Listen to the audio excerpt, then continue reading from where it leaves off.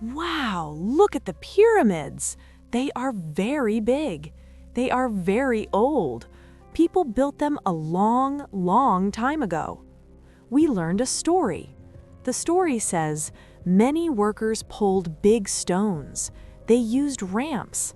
They stacked the stones. But wait, there is a problem.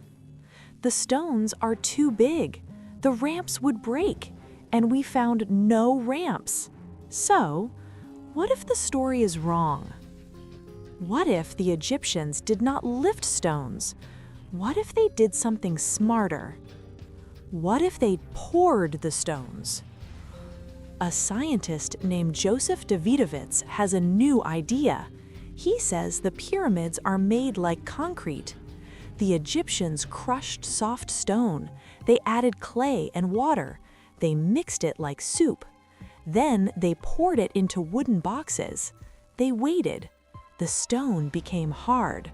They did this again and again, layer by layer, like a giant 3D printer. This idea fixes many problems.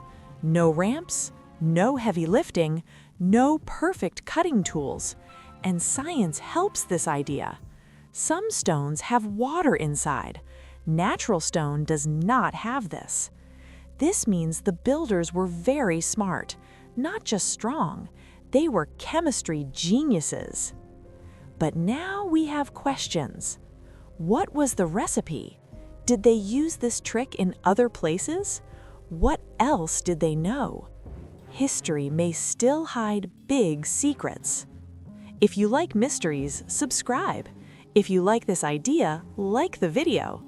What do you think? Were the pyramids poured like soup? Write your ideas in the comments.